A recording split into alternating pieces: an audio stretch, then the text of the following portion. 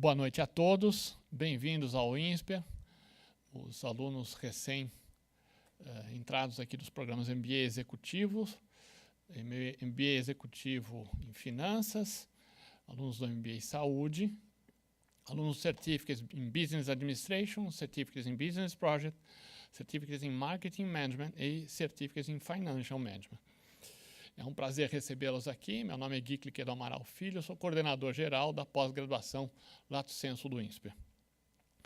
Estou aqui mais para fazer um oi, umas boas-vindas. Vou falar brevemente um pouco do INSPER para que aqueles que eventualmente não tenham tido a oportunidade de ouvir informações a respeito da escola de caráter mais institucional o tenham e saibam qual o contexto em que vocês estão começando aqui o programa. Lógico, é um grande prazer recebê-los aqui conosco. Temos uma expectativa muito positiva de aprendizado conjunto e acho importante falar um pouco da proposta que o INSPER tem, para que vocês possam, de alguma forma, estar mais sintonizados com o que acontece em nossa instituição.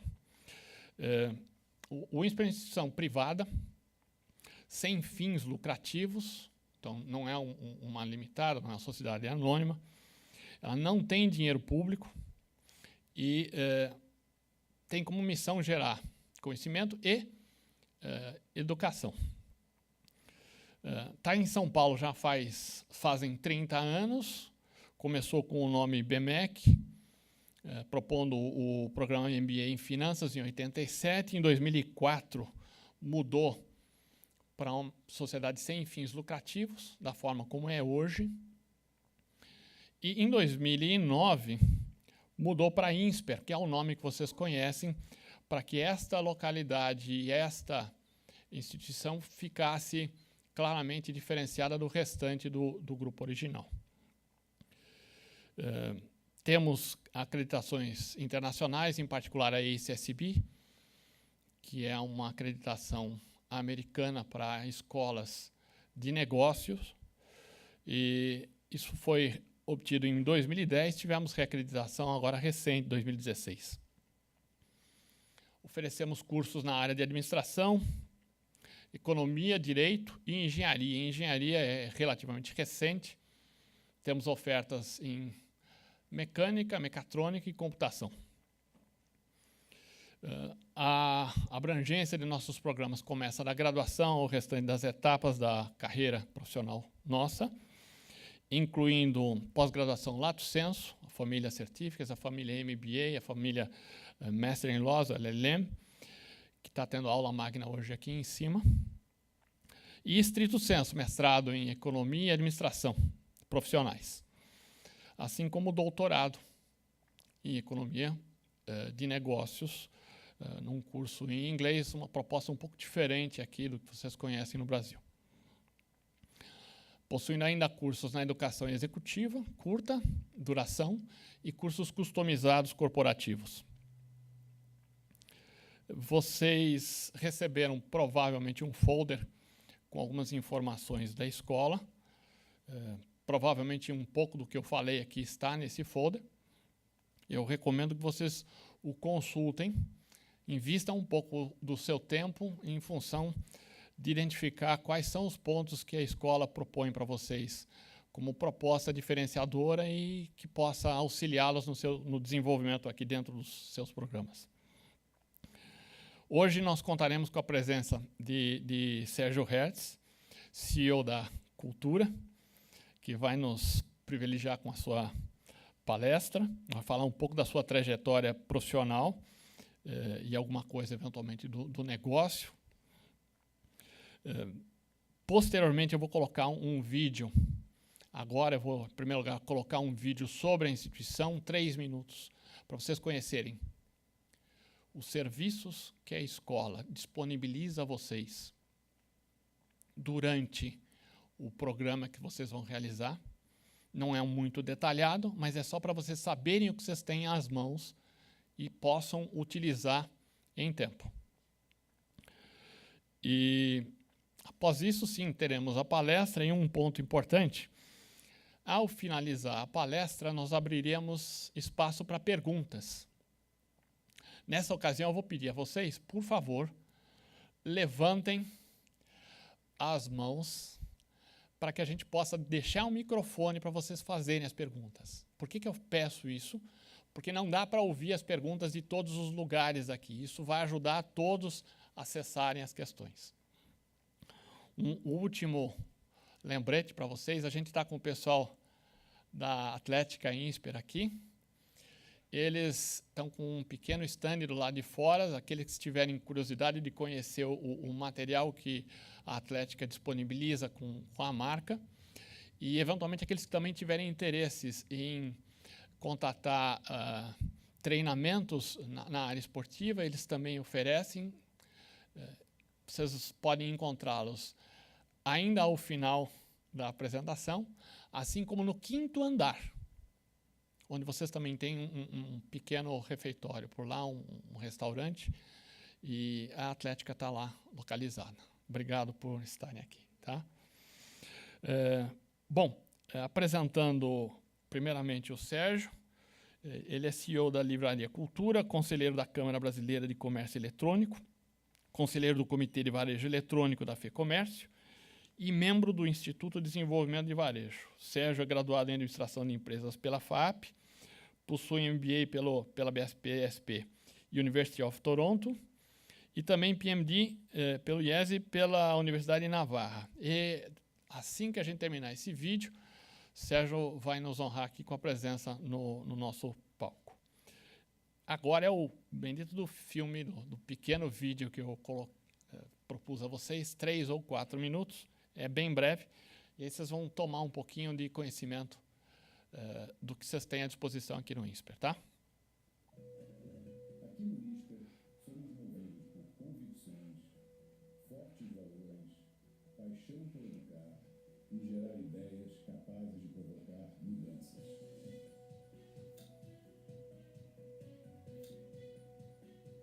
Buscamos formar novos líderes, pessoas capazes de inovar e empreender.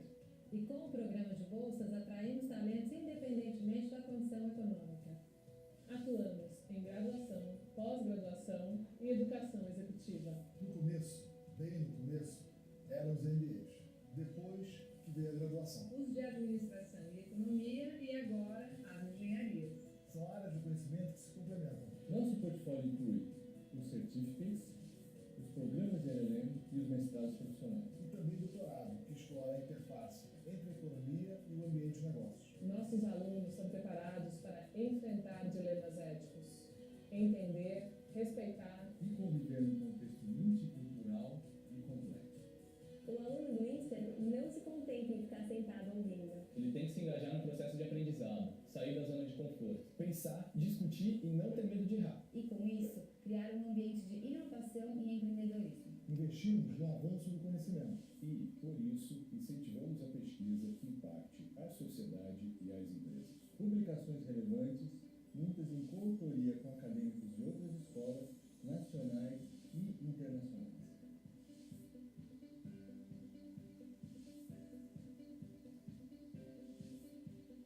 E o mais importante é aproveitar tudo que a escola oferece.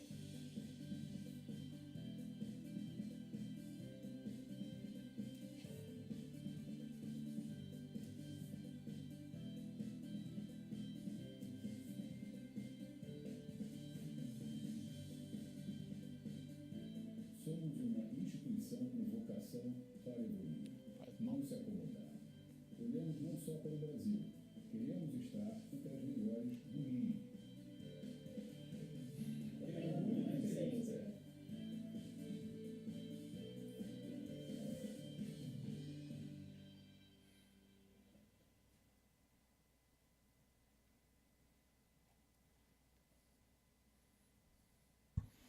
Como prometido, 3 minutos deu.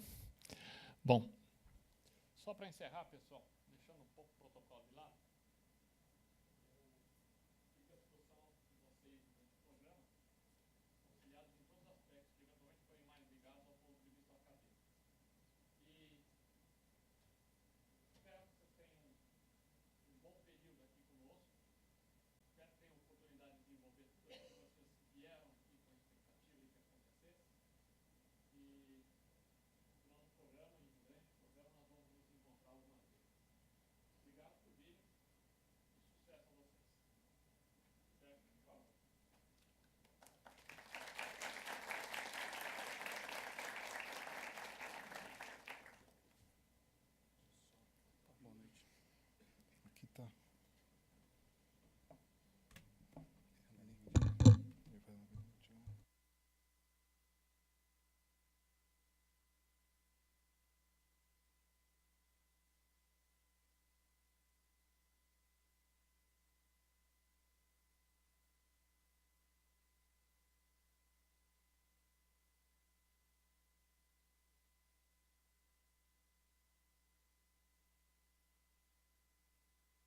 Tá tranquilo. Tudo bem, gente? Primeiro, parabéns. Acho que muito legal vocês começando uma nova fase aí de estudos, de aprimoramento. Isso é bastante importante. Em uma das melhores escolas do país, se não a melhor aqui em termos nesse ramo de gestão, administração.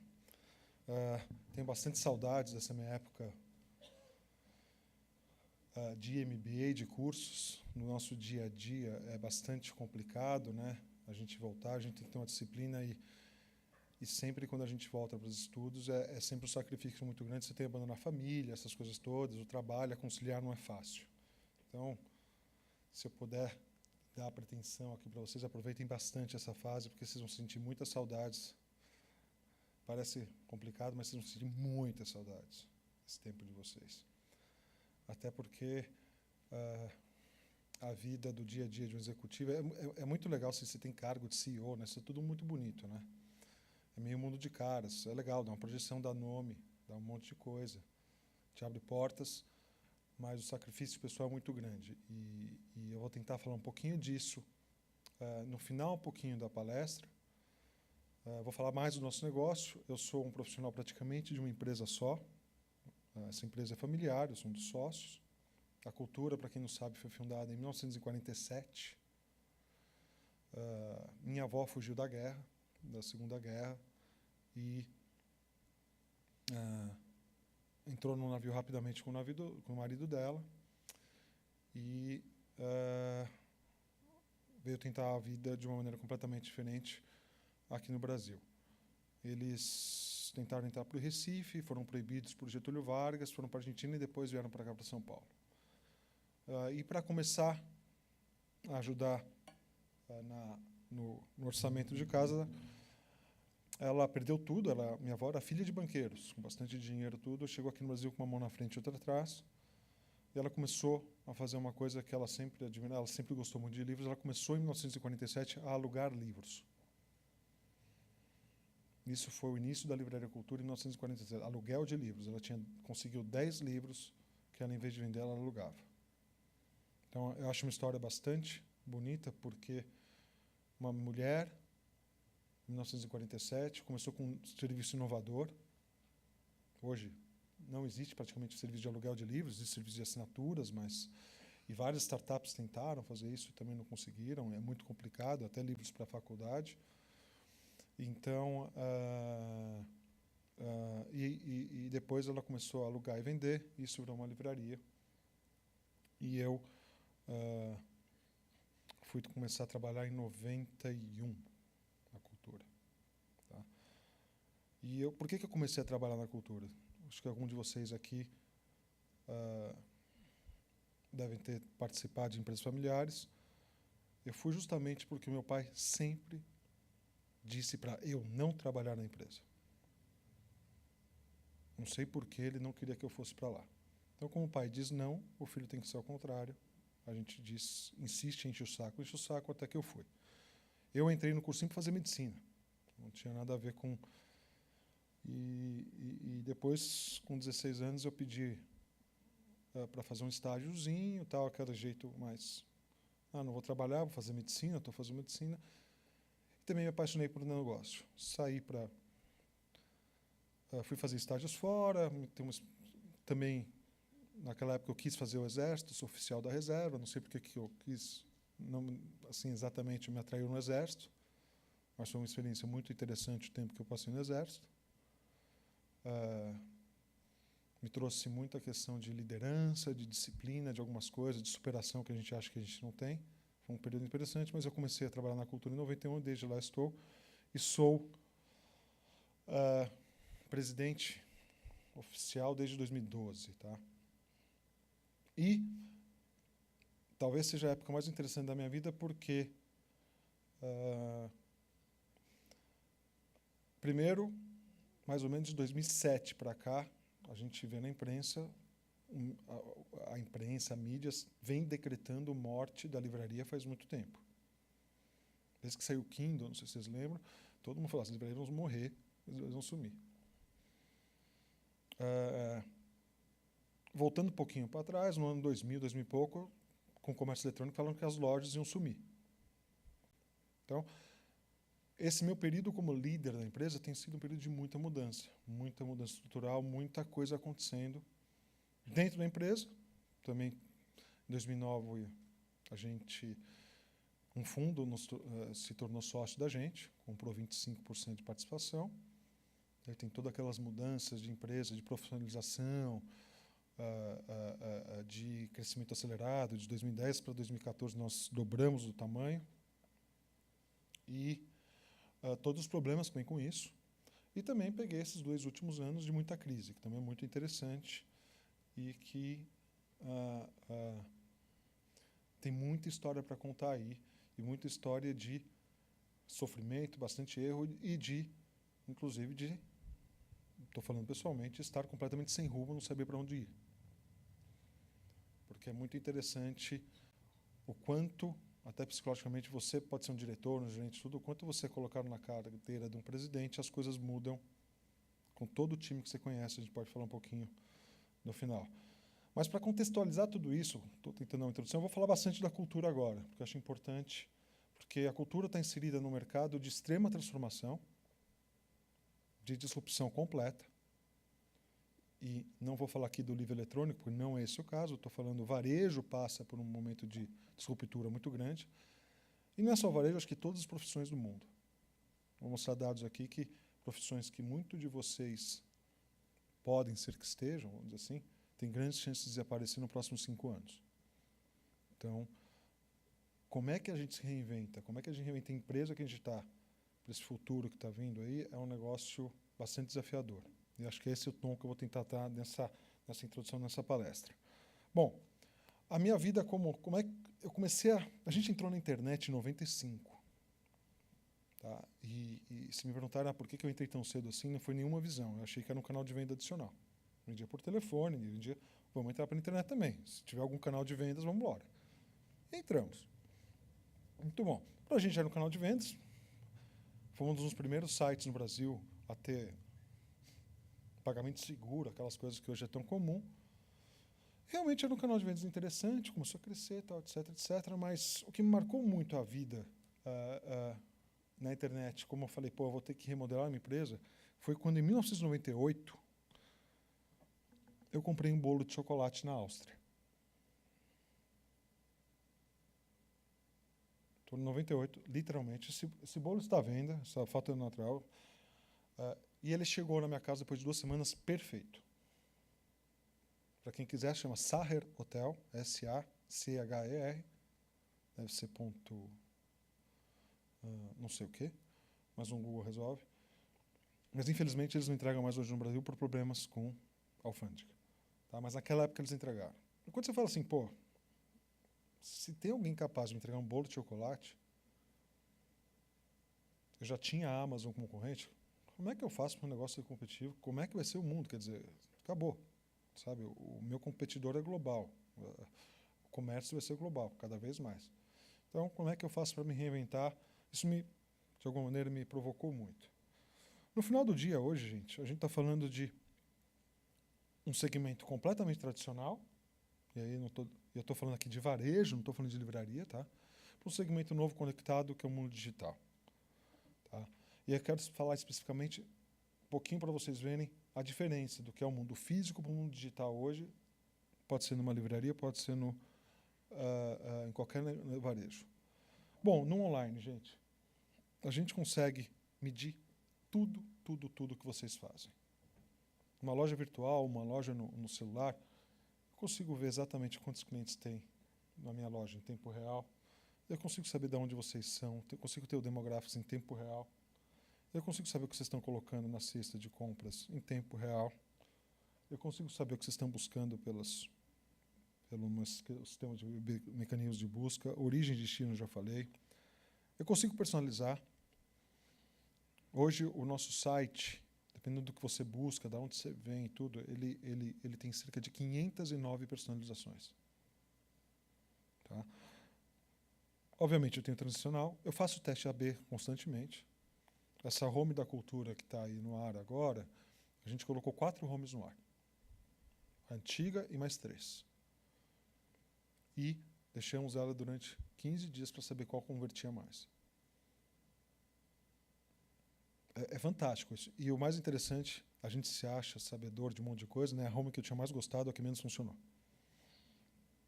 Então, às vezes a experiência é boa, mas não é tão bom assim, né? Esse mundo dos dados é fantástico. Então a gente consegue descobrir tudo.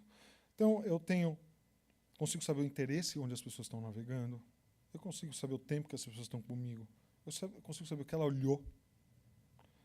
Eu tenho mapa de calor facilmente.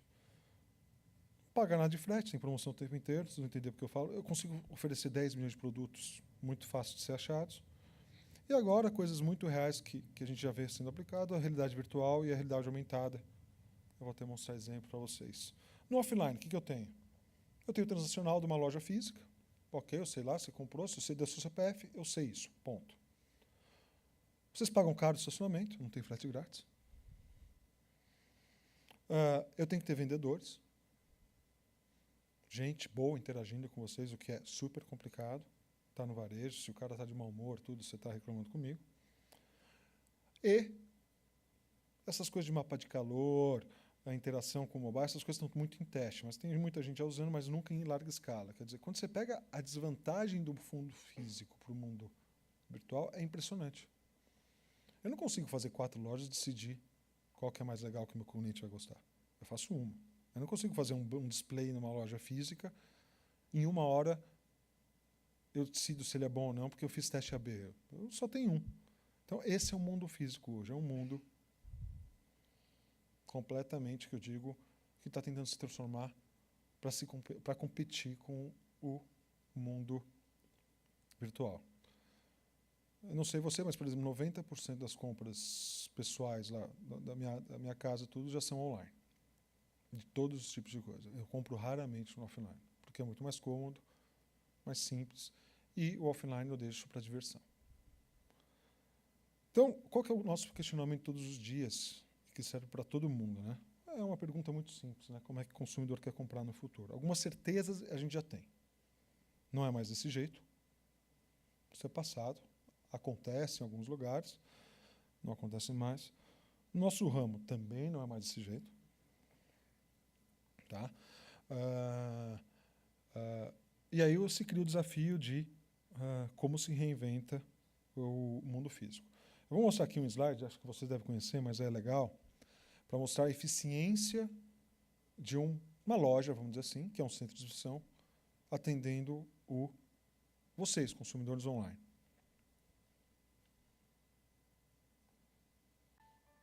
Vocês estão ouvindo o som, hein? Dá ou não?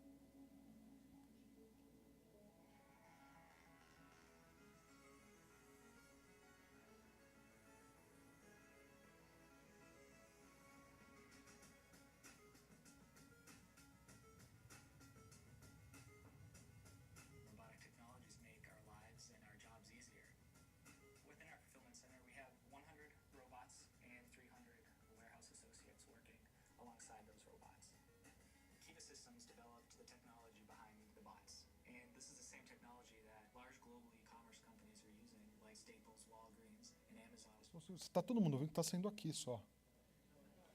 Deixa eu tentar. Posso colocar aqui esse. Acho que aí o HDMI não está passando som, aí fica mais fácil. Peraí, deixa eu baixar.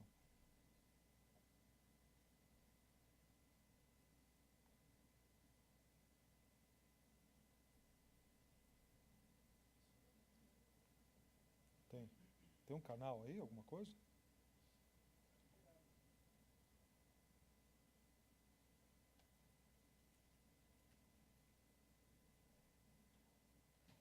Não, peraí. Deixa eu tentar. Tá tocando aqui só. Eu coloquei o som e tocou.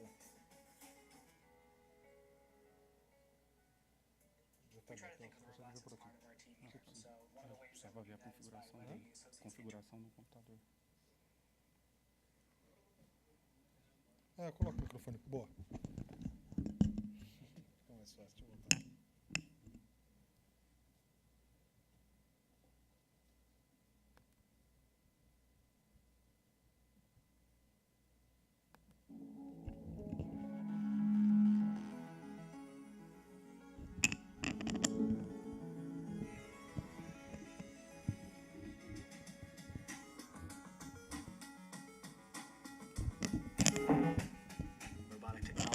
make our lives and our jobs easier.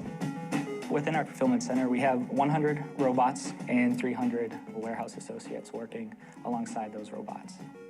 Kiva Systems developed the technology behind the bots. And this is the same technology that large global e-commerce companies are using, like Staples, Walgreens, and Amazon is deploying in their warehouses as well. When you think of robots, you probably, like me, think of manufacturing bots. So you're thinking of an auto plant with, robots with arms that are screwing things together. The Kiva bots are really just a more simple version of an automated fork truck. They really are designed to just efficiently pick up inventory and bring it to our workforce.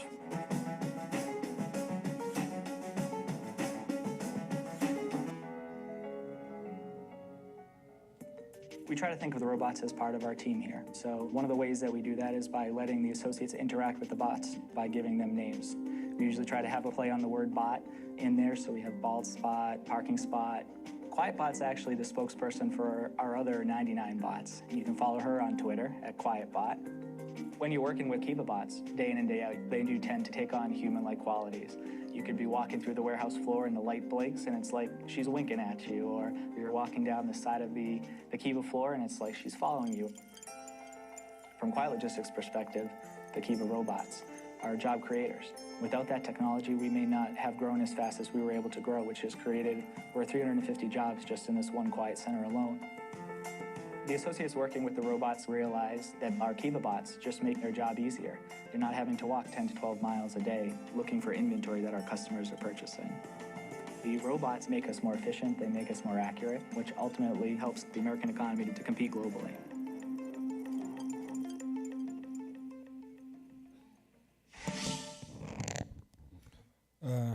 Esse sistema eu vi ao vivo a primeira vez funcionando em 2008. Então não tem nada de novo, algum de vocês já devem ter visto. E é isso que está virando o que está por trás de todo mundo online. E quando a gente fala de atendimento, de vendedores, aquela dificuldade que eu falei, assim, eu brinco um pouquinho que na loja a gente tem que sempre procurar gente desse tipo, né? Porque senão os clientes se decepcionam. E é cada vez mais difícil, porque quem quer trabalhar todo fim de semana e feriado? Algum de vocês quer? Estou falando sério. Varejo, você tem que funcionar sábado, domingo, feriado. Ficar de pé o dia inteiro. O robozinho lá, quando eu fui ver na fábrica, quando ele chegava a 30% de bateria, o olhinho dele começava a piscar, aquela luzinha, ele ia descansar. É verdade, aí você vê, parece Matrix um pouco, você fica o robozinho sai, você vê o robozinho indo embora, ele vai para um canto. Embaixo tem um negócio de bateria lá que eu não sei como é que funciona, até ele se carregar de novo e volta. Não tem atestado médico, tem rede social. Esse é o mundo que a gente está transitando. Qual é as consequências de tudo isso, gente? Por um mundo de negócio da gente de varejo. É fechamento de loja física. Esse é o número de fechamento de lojas físicas em 2015, eu não vi o de 2016 ainda, de todos os setores. Significa que o varejo americano está decaindo? Não. Ele cresceu perto de 4% ano passado. Mas as empresas estão tendo que se reinventar e todos os mercados aqui, inclusive de livros físicos, nos Estados Unidos crescem, mas o número de lojas decai. Outro motivo que faz o número de lojas decair. Por quê? Óbvio, o número de visitantes em lojas físicas só cai em média 10 a 11% por ano nos últimos 5 anos. Isso é mercado americano. As pessoas não gostam mais de loja? Não, elas têm outras opções de compra. Mobile, sei lá, quer dizer, tudo aquilo que eu mostrei antes está acontecendo com um da gente. Hoje você faz compras. Isso aqui é brasileiro. O que eu falei, os assuntos básicos lá em casa, Coca-Cola, produtos de limpeza, tudo eu assino hoje. Você não conhece aqui, já deve ter falado do Home Refill. Quer dizer, muita coisa eu deixei de comprar do supermercado. Eu não gosto do supermercado. O supermercado é uma atividade de alta fricção, né? Nós chamamos de alta fricção. A gente pega 2 grandes exemplos de no friction total, que é o Uber, a Airbnb. As lojas da Apple são um exemplo que muitos de vocês conhecem de não fricção. Você compra, paga, não tem caixa. Para quem já teve a oportunidade, a loja da Nike nova em Nova York tem uns 3.600 metros quadrados, nenhum caixa, zero fricção. E o mundo caminha para isso. Starbucks lá fora, aqui no Brasil, não sei, mas você já chega, já paga o celular, quer dizer, eles já fazem, você manda pegar, faz encomenda da bebida, a hora que você chega está pronto. Isso é o mundo como está acontecendo, zero fricção, né? Como é que a gente... E o supermercado é um bicho totalmente fricção, né? Você vai, pega o carro, para no estacionamento, pega um carrinho, enche o carrinho, vai para uma fila, esvazia o carrinho, paga, enche o carrinho de novo. Vai para o teu carro, esvazia o carrinho, leva para casa, enche outro carrinho, leva para o teu andar, esvazia o carrinho, desce o carrinho. Não é assim? Resolver o meu problema. Tudo que é recorrente em casa, tudo que eu não gosto do supermercado, latinha de Coca-Cola, leite, produto de beleza, papel higiênico, eles me entregam com uma periodicidade em casa. Ponto. Simples, né? Qual que é o impacto que isso tem para todos os negócios, desde agência de publicidade, para o mercado de real estate, de imobiliário, porque os supermercados vão ter que diminuir. Para logística, financiamento de cliente, isso envolve toda a cadeia. Aqui do lado, outro dia, já está conhecido, de agendamento de modelo de academia, né? Você marca agora por aula e não por mais o FII mensal, né? Então isso está crescendo muito. Voltando para os supermercados, esse é quando você faz um evento em casa, essas coisas todas, você fica todo estressado para saber se a bebida vai dar, se a comida vai dar, etc. E se faltar, às vezes você fala assim, está resolvido o problema, gente. Esses caras entregam em 18 cidades americanas qualquer tipo de bebida em 1 hora. Eu já comprei cerveja gelada aqui em São Paulo, chegou em 40 minutos. Cerveja artesanal. O que antes nós tínhamos opção só de ir num posto de gasolina, às vezes naquela correria comprar, não, agora você não se preocupa, você tem isso aí. Tem esse outro site que é o Favor, que eles, não dá, vocês vão ler aqui, mas embaixo está escrito Order Anything. Para facilitar a agenda da gente e não fricção. Então, isso tem uma mudança muito grande. E agora um pequeno exemplo de coisas reais. Eu cheguei de Nova York ontem, teve uma feira de varejo agora, essa semana, que chama NRF. E, assim, de grandes novidades a gente não vê, mas a gente vai vendo a evolução da tecnologia e claramente hoje, tudo que você viu lá atrás, a gente se fala de realidade aumentada, realidade virtual, tudo, mas aqui a gente viu esse ano uma mudança muito grande dessa tecnologia toda funcionando, dessa tecnologia toda mudando as nossas vidas. Vou mostrar um filme aqui que é muito interessante, que para mim mostra o tamanho do potencial, e já está acontecendo lá fora. A gente vê essas coisas de como a gente está interagindo com máquinas inteligentes. Aqui a gente conhece, tem mais o Siri, que a gente fala, ou tem o costume. Lá fora já tem o Siri, o Alexa da Amazon, tem o Google Now, que eu falo um pouquinho. Então, todo esse tipo de coisa. E aqui, toda essa interação com a máquina inteligente misturado com o virtual.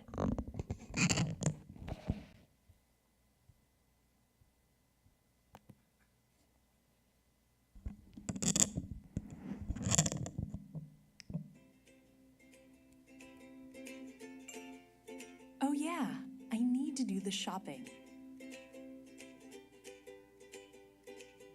Welcome, Anne. What do you need? Hi, Super. I need some pasta. Let's see then. Ah, there it is. Whoops, I almost forgot. Lucy, who's gluten intolerant, is also going to be there tonight. Show me just the gluten-free products, please. Anne, I have activated the gluten filter for this shelf. Now I need snacks for my son. Hey, Anne, you have almost reached the number of points necessary to claim the new prizes. I'll highlight the products that award more points. Yes, Super, thank you. Look at these. So many points and great ratings. Nice, I'll take it. This is nice. What is it? Would you like to take a closer look? Yes, please.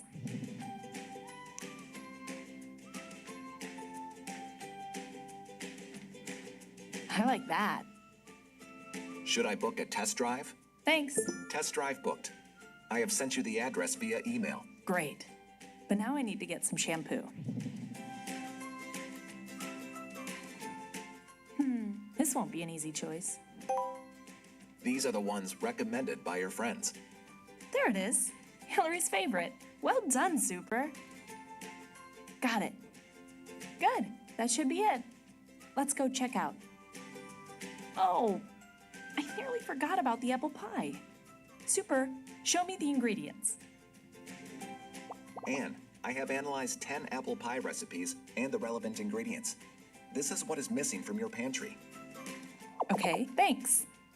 Anne, shall I proceed with payment? Hang on, Super. I might have picked up too many apples. Okay, now you can pay. Transaction authorized. What time will you be home in the afternoon? After 5 p.m. Perfect. Enjoy your supper. Thanks, Super. See you next time. Maybe I'll invite you.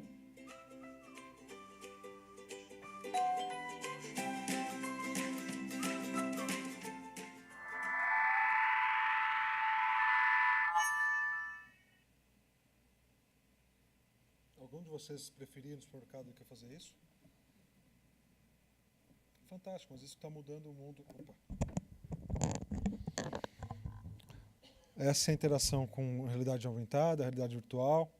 Eu vi lá coisas funcionando agora de você estar em qualquer site, então você está vendo uma televisão, uma máquina de lavar, através de um serviço de interface que essa plataforma ligou, coloco o iPad ou o meu telefone aqui, ele está filmando essa área, eu arrasto aquele aparelho para essa área e eu vejo em tempo real se aquele aparelho serve ou não serve, ou aquele sofá, ou aquele tipo de coisa. Então tem iniciativas do Google, tem iniciativas de outras empresas fazendo a mesma coisa. Quer dizer, tudo para fazer com que a gente tenha menos fricção. E tudo em cima de realidade aumentada, inteligência artificial, você conversando com robôs. Vocês já devem ter visto da Amazon Alexa, que você fala, Alexa, naquele alto-falante, eu preciso de leite. Ele te dá as opções, você fala, ok, gostei do leite tal, pode mandar para casa. Vocês devem ter visto também, ultimamente, o Amazon Go. Todo mundo sabe o que é? Teve gente... A Amazon lançou um supermercado lá fora, por enquanto, para teste, só para funcionários, onde a hora que você entra, você se registra com um QR Code e você pega o que você quiser no supermercado e vai embora, acabou. Não caixa, não tem mais nada. E o único momento que você entra é a hora que você passa o QR Code, as câmeras começam a te seguir, tem sensores na tua loja, e eles sabem onde você está, o movimento que você está, o que você pegou, o que você não pegou, tudo por câmeras e tal. Então, você vai embora a hora que você quiser. E os testes hoje já mostram você tirando e colocando produtos, tal, etc. E o computador sabe na hora o que está acontecendo. Então, isso é o momento que passa o varejo. E quando a gente vê essas coisas, interação com robôs, essas coisas que está tudo, isso aqui é um pequeno, está muito ruim de ver, porque isso aqui é uma foto, mas eu vou tentar. Isso aqui é o quanto um robô vai substituir as pessoas nos próximos 5 anos. Tá? Então, você pega assim, um advisor financeiro. Em 5 anos, 58% dos postos serão, segundo a previsão deles, feitos por robôs. Tá? Até advogados estão falando de 3,5%, que é muito grande esse número para mim. A gente está vendo o carro aí, assim, em 5 anos ou um pouco mais, 90% dos motoristas de táxi podem ser substituídos por robôs. E a gente está vendo isso acontecer em várias cidades americanas. Então, o prazo médio disso tudo acontecer é 5 anos. Guarda de segurança, gente. Já tem supermercados, empresas fazendo guarda de segurança com robôs. Então, os robôs ficam andando no estacionamento. São câmeras, na verdade, né? O robôzinho fica andando. Qualquer movimento falso, tudo, qualquer algoritmo, eles pegam. E já vi agora, por isso que eu falei, em supermercados, eles criaram robôs. Nada sofisticado, é uma rodinha que anda com um monte de câmera que fazem a contagem e a checagem. Se está faltando produto nos estantes, hoje é tudo com o ser humano. Se o planograma da estante está correto, o que é planograma? Qualquer supermercado que você vai ver que tem uma ordem de colocação de produtos. Então, o homo está aqui, embaixo tem que estar o homo em pó e o homo em líquido. Se por acaso está trocado, o robô consegue, na hora, avisar. Tudo isso eles medem, se tem pouco estoque. É um negócio realmente impressionante. Então você vê uma coisa, a tecnologia invadindo o nosso mundo real e a gente tendo que e os empregos mudando de figura, né? O que está mudando, gente? Só para um resumo. Então, já meio óbvio, forma como as pessoas compram, são influenciadas a comprar. Não é que a gente reinventa a experiência de compra, né? Nós estamos vendo um mundo de influenciadores digitais. As mídias sociais, youtubers e bloggers são poderosíssimos. A gente vê hoje, eu faço o lançamento de um dos maiores escritores, Jô Soares, um escritor que vende muito. A gente, quando consegue se vender muito por causa do público, os 500 exemplares. O lançamento médio de uma noite de autógrafo é 60, 80 exemplares. Partindo para algo religioso, onde é completamente maluco, você consegue até vender 20 mil, mas é um negócio diferente. Um blogueiro de 17 anos vende 4, 5 mil exemplares numa noite de lançamento. Então, esses influenciadores digital estão mudando o mundo, né? A concepção de produtos é o que interessa para o consumidor, não é muito mais, o planejamento está muito mais aberto, né? A disrupção está relacionada com assuntos novíssimos, que são as profissões que as empresas mais procuram, que é o Big Data e o aprendizado de máquina, né? É o que eu vou falar um pouquinho disso aqui mais para frente, mas é a área que a gente mais tenta achar, a gente não consegue contratar. Então, isso é o que vai mudar o futuro, porque tudo que a gente viu aqui de exemplo tanto o exemplo dos centros de precisão, quanto o exemplo do supermercado. Você está falando com uma máquina, inteligência machine learning, né, essas coisas todas. O desafio da gente como varejista, de como profissional, é combater com esse negócio de saber ler dados, tudo.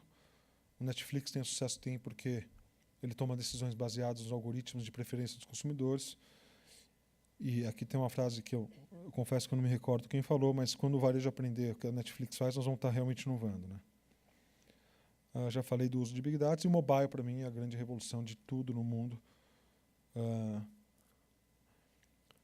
A gente usa o mobile de uma maneira extraordinária. O brasileiro, em média, sociedade do Brasil, consulta o Facebook 36 vezes por dia via mobile. É uma loucura se pensar nisso. Consumidor. Vão comprar, essa questão da causa, importantíssimo, o propósito, né? Na nossa cabeça, eu falei de exemplos, o espaço físico tem que criar um engajamento real, quer dizer, o espaço físico não é um lugar mais de venda, é um lugar de interação com a marca, um lugar de... A loja nova da Nike, vocês devem ter no YouTube tudo, eles construíram uma quadra de basquete, com um super telão, mais ou menos maior que isso aqui. Normal, você tem bola de basquete. E eles colocam quase situação real e pedem para você até imitar as jogadas de certos jogadores famosos, do Michael Jordan, etc, etc. É muito legal. Eles te filmam depois no Kinect. Tem Kinect espalhado para todo lado. Te mostram jogando. Quer dizer, é um negócio sensacional. Correr é a mesma coisa. Eles simulam numa área de corrida a simulação de você dentro de um Central Park com os vendedores da loja. Então, às vezes você está correndo atrás do vendedor que está falando com você. Está ali. Tudo filmado também. O que significa isso, gente? Significa que as lojas estão criando espaços que não vendem. Uma quadra de basquete no Soho, em Nova York, é caríssimo. A Adidas inaugurou uma loja dia 2 de dezembro, também lá em Nova York, onde o primeiro piso dela não vende nada. É só quase uma exposição super interativa para dar essa experiência, para criar engajamento. O consumidor quer participar com a marca, né? É tudo relacionamento hoje em dia. Aí a pergunta que vem, que tipo de atividade a gente deve levar para as lojas físicas? Experiência como core do negócio, estou falando muito disso. E dar a pessoas novas descobertas, esse desafio, né? Então, eu venho mostrado aqui um pouquinho desses desafios. Aqui um dado interessante, que é as lojas americanas, principalmente as lojas de departamentos, oferecendo serviços para os clientes não irem para as lojas. e quanto tem crescido. Então, entrega no dia seguinte, entrega no mesmo dia, entrega com hora marcada, entrega com hora marcada, a hora é hora. Para que as lojas estão fazendo isso, gente? Para competir com a internet, para competir com o digital, para competir com o mobile. Só que essa conta não fecha. Não fecha ela porque o espaço de loja é caro. Então esse é mais um desafio das lojas físicas hoje. E também não fecha por um motivo seguinte. Isso é um dado super interessante de como o mundo está mudando em varejo. Hoje, 44% da população americana está a menos de 20 milhas no depósito da Amazon. Quase metade da população americana. O que eles estão dizendo aqui? Que eles são muito mais rápidos e eficientes que qualquer loja. E o ano que vem a previsão é que eles abram 130 centros de distribuição só para comida. Comida eu digo groceries, né? Toda a área de supermercado e coisas frescas. 130 em um ano. Maluco, né? Quer dizer.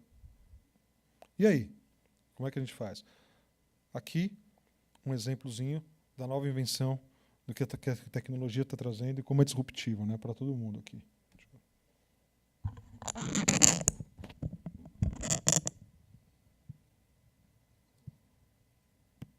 For the future, Amazon is looking to the skies. The retail giant was awarded a patent for what it calls aerial fulfillment centers. The giant airships would fly over crowded spaces like sporting events or music festivals. Smaller drones would shuttle back and forth, delivering goods or even people to the ground below. It's currently unclear whether Amazon is planning on building these blimp-like warehouses, but the company has put an emphasis on drone delivery lately.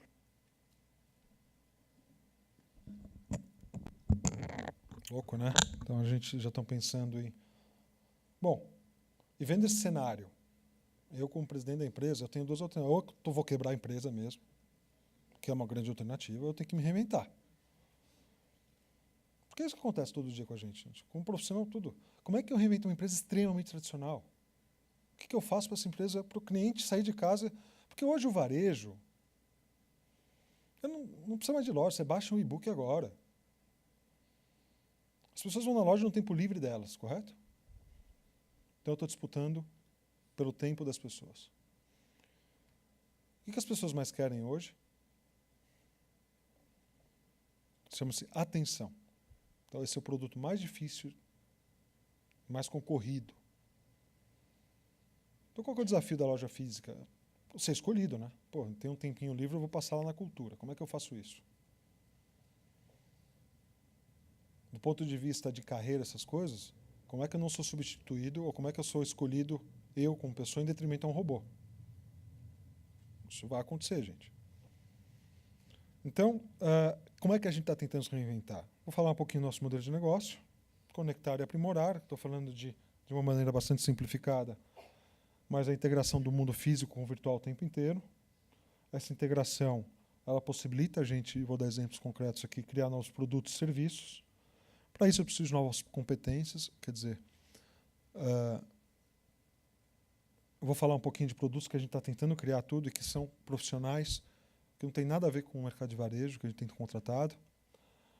Eu preciso de eficiência operacional, obviamente o foco no cliente, e essa integração que a gente chama de um canal, a gente acredita que gera mais resultado.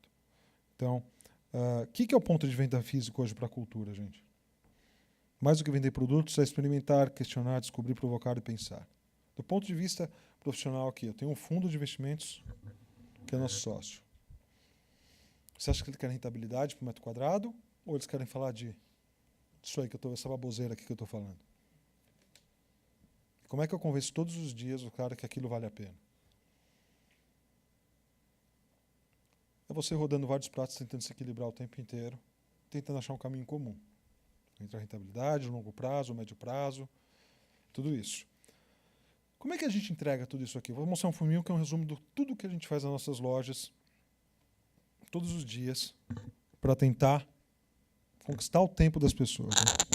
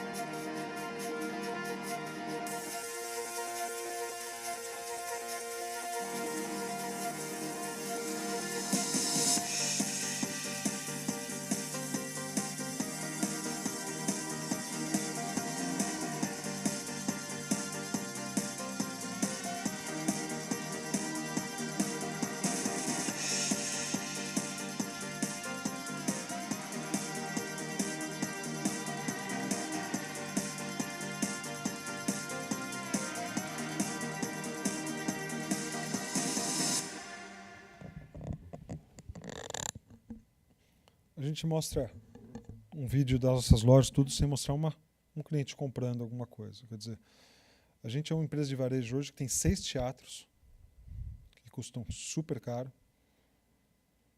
E tem horas que a gente se questiona o tempo todo se vale a pena manter ou não. A gente inovou de alguma maneira levando um restaurante para dentro das nossas lojas. Vocês conhecem aqui perto o Manioca, que super ajuda no fluxo e tal. Todas as lojas tinham café, tal, etc.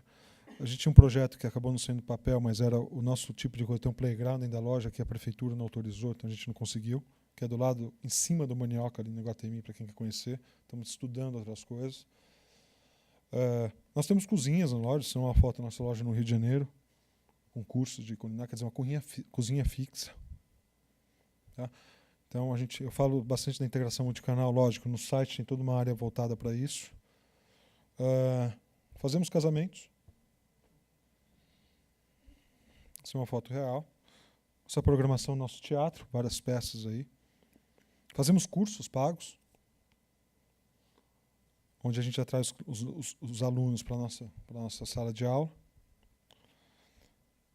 Temos galerias de arte em várias lojas, com exposições o tempo inteiro. Obviamente temos o digital. Tá? Tudo isso para quê? Para tornar o ponto de venda um pouquinho mais agradável. Nós fizemos no ano passado quase 4.000 eventos em 16 pontos de venda. Uma média de mais de 13 eventos por dia. Talvez a maior empresa de eventos do Brasil sejamos nós.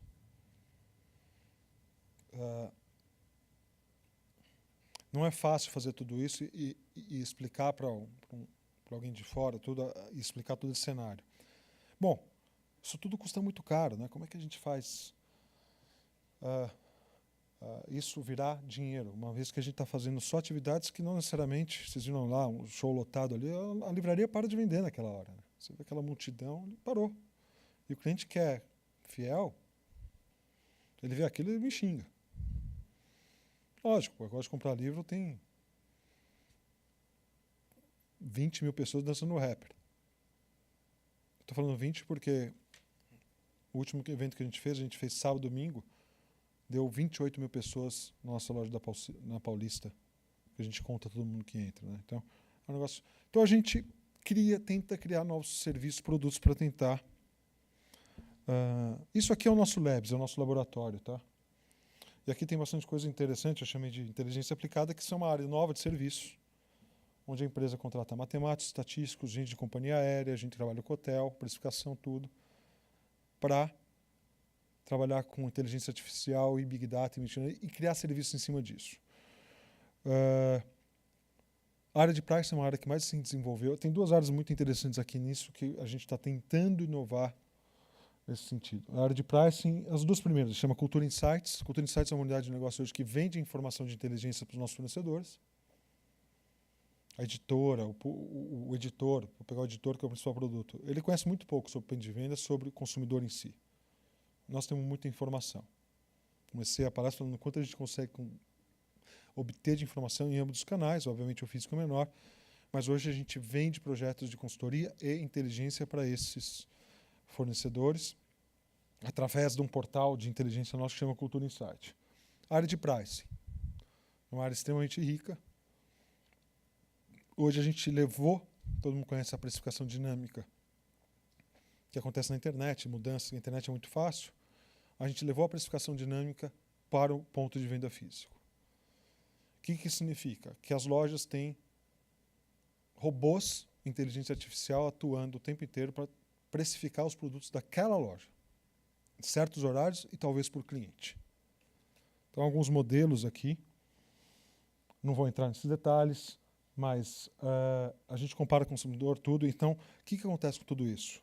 Esses modelos estão sendo testados, e às vezes por inteligência artificial ou não, e as lojas mudam de preço de acordo com o perfil de cliente, de acordo com o Customer Lifetime Value, com acordo com o perfil de compras. Então, aqui, exemplo de modelos que aquele tipo de cliente daquela loja, quanto ele está disposto a gastar por cestas de produtos, e a gente vai tentando imaginar essas coisas. Aqui, usando inteligência artificial, o modelo vai testando o quanto o produto é aderente a desconto ou não, até aumento de preço. Tá? Isso a gente não tem E aí é uma coisa que o sistema faz bid. Aqui mobilidade de árvores, para quem matemática conhece um pouquinho, mas a gente usa também. Não vou entrar em detalhes aqui porque acho que não é o coisa. E aqui é o modelo que a gente está usando também, porque é para tentar evitar o famoso showrooming, né? Quando você entra na loja, vê o preço de um produto e consulta na internet, acha na internet mais barato e fala, não vou comprar aqui, né? Vocês fazem pouco isso, né? O que a gente tenta descobrir com esse modelo aqui? Eu chamo de top 100, porque pela nossa curva é os top 100 que mais... A gente tenta descobrir, identificar que produtos que vocês têm mais probabilidade de consultar naquela região, naquela loja. E esses produtos, o meu preço vai ser mais competitivo de todos. Então, eu tento não fazer a loja ser ineficiente, certo? Eu tento fazer, esse aqui está mais barato, eu compro aqui. Porque o showroom nada mais é um nome bonito que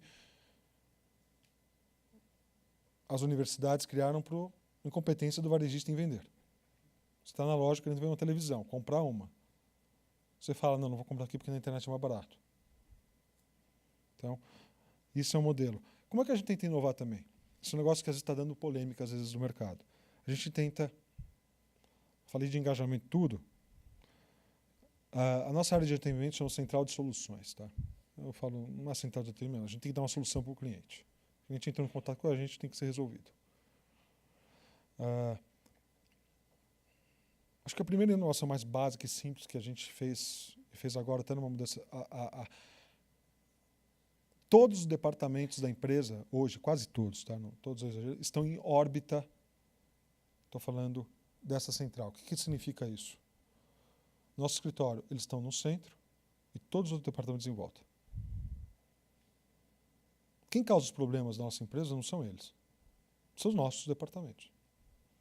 Então eles estão no meio do escritório, onde todo mundo tem acesso a ele e a gente está vendo tudo o que acontece lá. A gente fala de lidar com o cliente, engajar essas coisas, como é que a gente brinca mais com o nosso cliente? Como é que a gente transforma esse atendimento, que é um cara bravo com a gente, em algo mais legal? E a gente começou a brincar com os clientes, em quase todas as respostas, 80%. A gente faz 80%, tem cliente que não gosta dessas brincadeiras. Semana passada até teve uma que chamou a gente de babaca, um monte de coisa, que a gente perde tempo. Tal. A gente já foi processado também por essas respostas. É legal, mas... Então aqui eu vou pegar uma resposta nossa, transcrevi, porque isso pode ser por telefone, ou às vezes até por e-mail, depende por chat, depende do que é. Olá, Magali, tudo bem? Procurei em todos os nossos estoques, mas não encontrei nenhum exemplar. Pelo que parece, ele estava esgotado no fornecedor. Gostaria de te dar uma melhor notícia, mas a Úrsula, a bruxa mais perigosa dos 7 mares, dessa vez arruinou nossos planos. Não fique triste, essa jornada não acaba assim. Espero que você encontre seu livro, no que precisar pode nos contar. Obrigado e abraço. Ingrid Araújo, Pequena Sereia. Pensa em toda a alegria que você vai encontrar quando deixar o mundo para trás. Central de Soluções. Começa a resposta da cliente, que é isso que eu curto mais. Quando a cliente recebe e resolve responder, trocar experiência com a marca. Né? Eu até começaria meu texto com pesaroso, com apas pesaroso, mas o tom da resposta foi tão inusitado e divertido que não tem espaço para tristeza. Vocês são ótimos, sou cliente, agora veio fã. Obrigado pela atenção, Magali. Tal. Então, esse é o objetivo dessa área, conquistar fãs. Que não dá para vocês lerem, mas... Cliente, obrigado. Ops, mulher, Celina Caio. Você tornou meu dia 100% melhor. E a resposta que a gente deu foi o seguinte. Oi, Vitor, tudo bem? Referente ao item constante do seu pedido tal, Batman, The Killing Joke, esses danos na capa parecem obra do Coringa. Não se preocupe, já agendei uma coleta de exemplar no endereço tal. Ela será realizada dentro do horário comercial pelo próprio comissário Gordon, disfarçado de prestador dos Correios. Para que não ocorra o problema da devolução, tá aí já, o item para tal. Caso você tenha alguma informação, Celina Caio. Celina Caio é mulher gato, né? Então, Central de Soluções. Tá. Esse aqui também está muito legal, peguei só que eu gosto. Esse aqui, o texto do cara, eu acho muito legal, porque eu acho que é... Olá, Gabriel, bom dia. Durante o processo de entrega dos seus 2 itens de coleção, Graphic Novels, os 2 itens foram extraviados. Fizemos uma perseguição, uma investigação minuciosa, mas o produto não foi localizado. Eu, Viúva Negra, fiquei muito chateada com a situação. Reuni os Vingadores e juntos localizamos nossos exemplares dos itens no centro de distribuição e eles serão entregues a vocês em 2 dias úteis. Não se preocupe, uma equipe da Shield vai monitorar todos os passos da sua entrega. Assim que você receber o item, nos avise. Vai ser muito bom saber que a nossa missão foi bem executada. Nick Fury me entregou um dossiê contendo todos os seus contatos com a super equipe da cultura. Chamamos essa missão de ocorrência número tal. Diga esse número sempre que precisar falar conosco. É muito bom poder te atender. Se não conseguimos proteger a Terra, pode ter certeza que iremos vingá-la. Daiane Viúva Negra Gomes, Central de Soluções de Agricultura. A resposta do cliente que eu acho mais legal. Oi, Viúva Negra. Não vou usar o teu nome verdadeiro, porque essa mensagem pode ser interceptada pela Hydra. Poxa, só um e-mail desse para um nerd chato não ficar mais chato ainda, com extravídeo 2 itens nerd. Nada chateia mais um nerd quanto demorar para ter suas mais nerdices. Mas esse nerd aqui, que já é fã da cultura e do atendimento de vocês, não ficaria chateado de qualquer jeito. Mas receber um e-mail da Viúva Negra em pessoa explicando isso foi demais. Foi em forma de nerdice. Se a Livraria Cultura não fosse tão eficiente e atenciosa, com tanta reputação a zelar, e eu que quero preservar, eu desejaria que um item sempre fosse extraviado no meu pedido para poder falar com uma Vingadora de novo. Brincadeira, claro. Se acontecer de novo, vocês vão descobrir que não é só o Bruce Banner que pode ser contrariado. Daiane, como cliente nerd e publicitário, um trabalho que alguém tem que fazer, não julgue. Enfim, como gente, eu só posso dizer que fiquei muito feliz com esse mimo, com essa brincadeira e com esse carinho. Pontos e mais pontos para a cultura, para ti, para a Central de Soluções e da Iniciativa Vingadores. Um abraço, embora seja um perigo mandar um abraço para a Viúva Negra. Em 2 segundos você transforma esse abraço singelo em uma chave de perna dupla carpada com enforcamento bilateral. Gente, tudo isso é assim. E por incrível que pareça, eu estou falando assim. Sabe quando eu consegui implementar isso na cultura? Que eu falava, eu não fiz, estou falando dessa experiência. Eu tinha, até 2015 quase, tinha uma equipe de 6 diretores. Hoje eu tenho 2. Tá? E eu contratei um diretor para cuidar, super currículo e tal, o cara ganhava muito. E eu vi essas brincadeiras em sites de comércio eletrônico que eu compro lá fora. Eu adorei, falei, vamos fazer aqui. E o cara foi super resistente para implementar isso. Em 7 meses ele não implementou. Sempre uma história, né? Não sei se os clientes vão gostar, sabe? Não queria fazer, tal, um monte de coisa. Até que o dia que ele foi mandado embora, em 1 mês a gente colocou e está tendo esse tipo de resposta. O que eu quero dizer com isso, gente? Às vezes a gente percebe muita gente com medo de testar. Coisa de fazer uma coisa boba, simples, que pode inovar, às vezes não pode dar certo. Tem gente que não gosta. Mas você não vai... É impossível agradar todo mundo. O que a gente tem que fazer é as pessoas que estão dentro do teu departamento se engajarem, e elas se divertem muito mais com esse tipo de coisa. O cliente também se diverte, e a gente deixa o ambiente mais leve e faz com que as pessoas se sintam mais especiais. Então são coisas simples no dia a dia, mas que às vezes dentro de uma empresa não é tão simples fazer.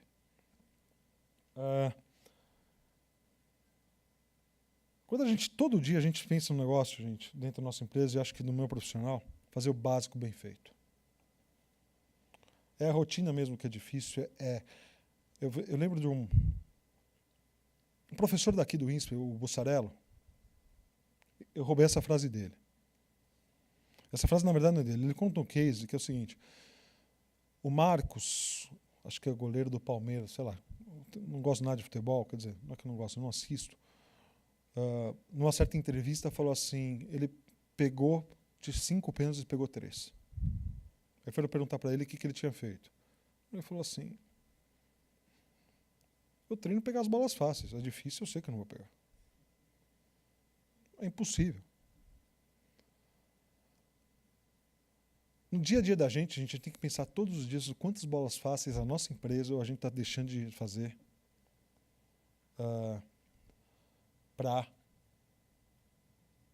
em detrimento de outras coisas. É bastante... Não é simples entregar, não é simples, gente. Coisas simples falham no varejo. E falham também na cultura. Um cliente que a gente prometeu dar um retorno não deu. Um prazo que a gente prometeu cumprir não cumpriu. Um atraso qualquer. Isso tudo, gente, em termos de carreira, é muito bola fácil que a gente pode perder. Então, dentro da cultura, a gente foca muito nisso e eu tenho batido muito nisso. Porque fazer coisas que aparecem na imprensa, as coisas todo mundo gosta de fazer. a relação do dia a dia é mais difícil. Vou tentar entrar aqui um pouquinho com dica de carreira, depois eu abro para as perguntas. Para quase tudo que eu tentei fazer dentro dessa empresa, desde os teatros, não fui eu sozinho, obviamente, mas com os acionistas, com o fundo, eu acho que isso serve para a carreira de vocês. Você pode ter certeza de uma coisa, gente, estou afirmando. Quase tudo que vocês tentarem de novo, perguntarem para os amigos, tentarem inovar, vocês vão ouvir do chefe ou de alguém próximo, isso aqui. Certeza. Tá? Porque essa foi uma constante. Somente quando eu trabalhando com o pai. Foi extremamente duro, quase tudo que eu quis fazer na empresa, até hoje, eu recebo isto. Então, tentem usar o não que você já tem como motivador. Tá? Tudo bem, vão inovar. Qual que é o grande risco desse processo de inovação? Mostrei que as carreiras estão aí mudando, a gente tem que tentar achar, emprego não está fácil para ninguém. Mas faz parte do nosso dia a dia. É fazer besteira desse jeito. Gente, eu fiz várias dessas.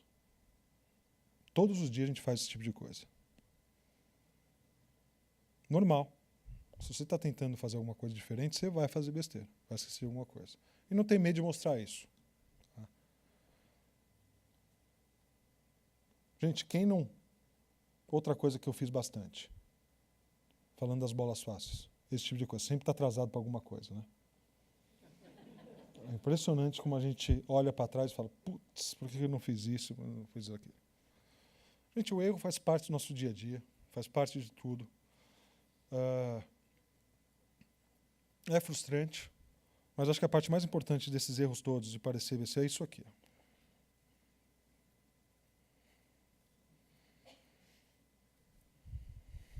Admite que erra, entra rápido no negócio. Com esse mundo em mudança, a única coisa que eu tenho que fazer, gente, vocês vão ter que se reinventar o tempo inteiro. Eu como presidente, tá? Faz parte da vida. Vão ter que improvisar pra cacete, sendo eficiente do mesmo jeito. Tá?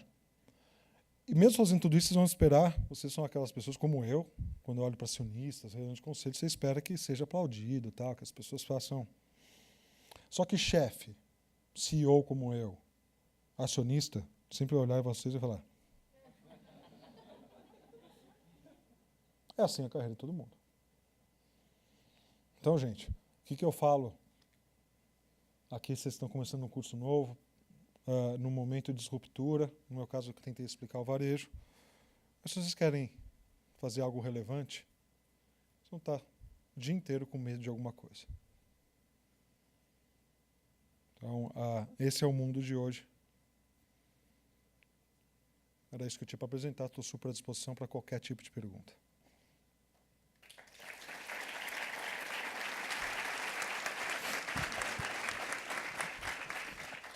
Pessoal, o espaço está aberto para perguntas. Se vocês desejarem fazer, levantem, por favor, a mão e façam. Quem gostaria de fazer?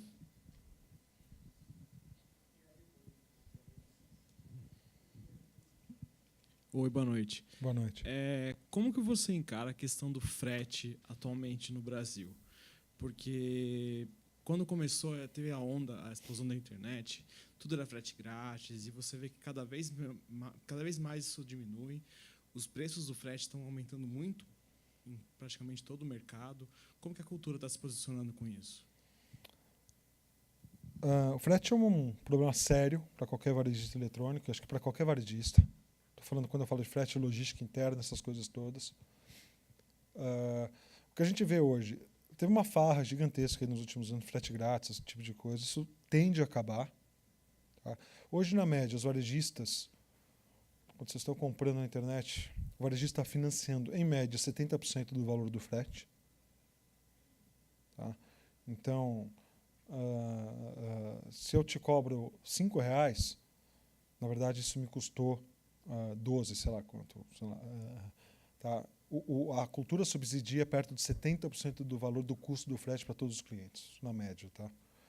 Só que essa conta é muito complicada. Então, o que a gente tem visto no Brasil, lá fora também, é um aumento considerável dos valores de entrega. Tá?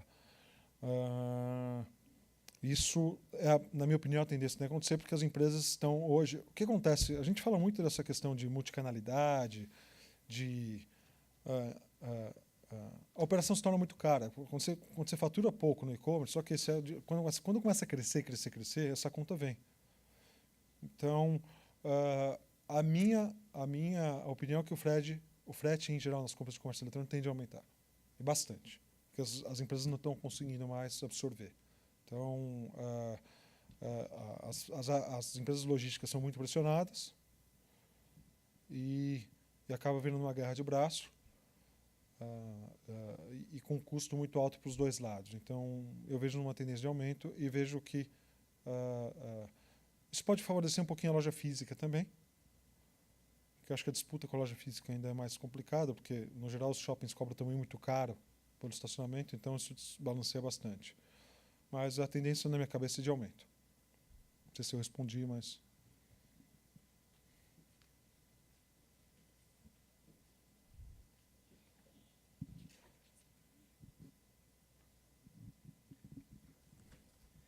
Boa noite. Boa noite. Primeiro, parabéns pela apresentação e pela clareza que você expõe e brinca com a informação. Eu não vou entrar no detalhe técnico da operação de vocês, mas tenho uma curiosidade em termos pessoal. Você falou que veio de uma empresa só, familiar, e eu vejo hoje no meu escritório e nos meus clientes uma grande dificuldade entre a nova geração dar aquela ombrada, aquele pedala Robinho, no mais velho, no seu caso, na sua avó, no seu pai, ou seja lá quem for. Em que momento, na sua percepção profissional, você se viu pronto ou você teve condições de ocupar um lugar que antes você disputava muito, mas sempre tinha uma sombra em cima de você? Posso pedir ajuda para os universitários? É muito... Vou pegar a minha transição para como quando eu fui escolhido, o presidente da empresa. E eu me achei muito preparado para essa fase. Tá? E confesso que eu estava, acho que 80% errado. Para mim foi a fase mais marcante da minha carreira profissional, que vem de 2012 para cá. Porque... E várias coisas aconteceram também, a questão de profissionalização da empresa, a família não está mais no negócio eu digo no dia a dia, você lidar com profissionais de mercado, que estão acostumados com o jogo corporativo, tem várias coisas que... E eu vim numa escola que era uma empresa familiar, uma empresa que essa questão política, não é zero política, a gente está brigando pelo futuro da empresa, então... veio uma questão de uma cultura familiar onde minha influência é alemã, tá? Então, assim, pequenos exemplos, assim, tudo é muito transparente, se fala tudo muito na cara, muito direto, muita gente se estupidez e arrogância, onde os combinados são extremamente... Você pode até falhar combinado, mas avisa antes. E quando você vem no mundo real e as pessoas não estão muito acostumadas com isso, e você traz gente de fora, como eu falei, a gente dobrou de tamanho, eu trouxe muito profissional no mercado, muita gente com um currículo fantástico, e eu confesso que eu não soube trabalhar com essas pessoas. Não soube trabalhar por um motivo único. Você, quando você vira presidente de uma empresa, ou está num cargo de 90% do que falam para você não é verdade.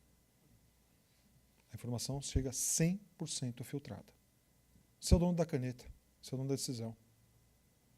Você pode acabar com o emprego de qualquer um, você pode promover, você pode dar bônus, você não pode. Então as pessoas começam a filtrar muito o que vai para você.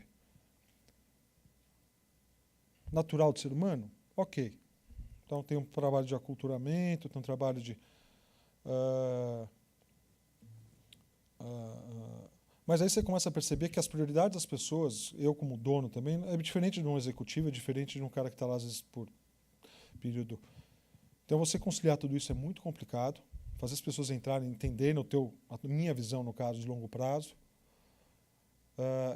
fazer você lidar com a solidão, tá?